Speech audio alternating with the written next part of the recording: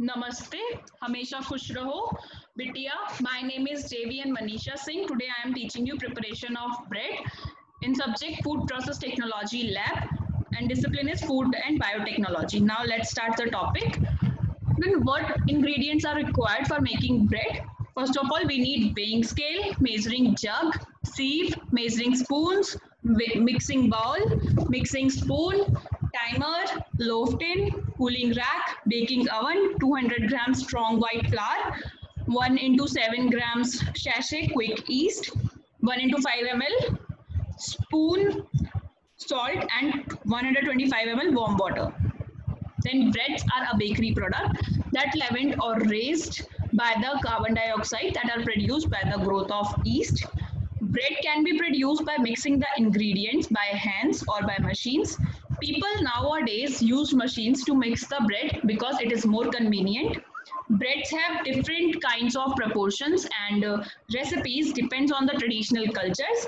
There were many types of flour used and also other ingredients were used. The yeast that are commonly used in the bread is Saccharomyces cerevisiae. This yeast will be ferment and will produce carbon dioxide in the dough. There are three types of dough mixing that are straight dough method, modified straight dough method, and sponge methods. The straight dough method consists of one step, that is combining all ingredients in the mixing bowl and mix. The modified straight dough method is the yeast is in liquid and using a separate container. The sponge method is which will allow the yeast to speedily and fully ferment and activate with part of the flour and water in the recipe and later incorporated with the remainder of the ingredients. Then gluten is usually found in the bread. The gluten is a protein composite found in the wheat and related grains. The functions of gluten are to give elasticity to the dough, helping it rise and keep its shape and often give the final product a chewy texture. Gluten has two storage proteins that are gliadin and glutenin. When the dough was leavened with the yeast, the fermentation will occur. The fermentation will produce carbon dioxide and the gluten network will trap the carbon dioxide. This will cause the dough to rise and baking coagulates the gluten, which along the starch will stabilize the shape of the final product. Yeast is used to make the bread.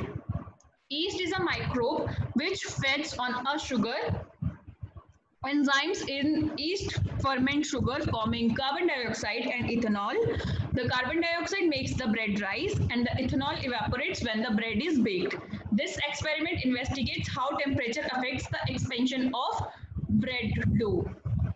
Then what is the principle of bread making? Bread is the product of baking a mixture of flour, water, salt, yeast and other ingredients. The basic process involves mixing of the ingredients until the flour is converted into the stiff paste or dough, followed by baking the dough into a loaf. Then procedure, preheat the oven to 220 degrees Celsius or gas mark 7 and grease or line the loaf tin. Sieve the flour into the mixing bowl and stir in the yeast and salt. Make a well in the flour and add the water. Mix for 2 minutes, forming soft dough. Place the dough on a flat work surface and knead for 10 minutes.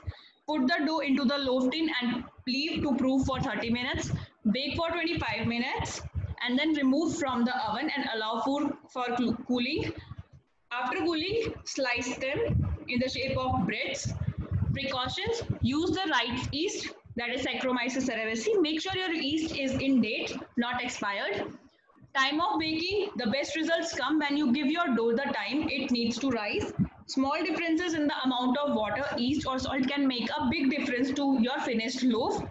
Don't proof for a long time.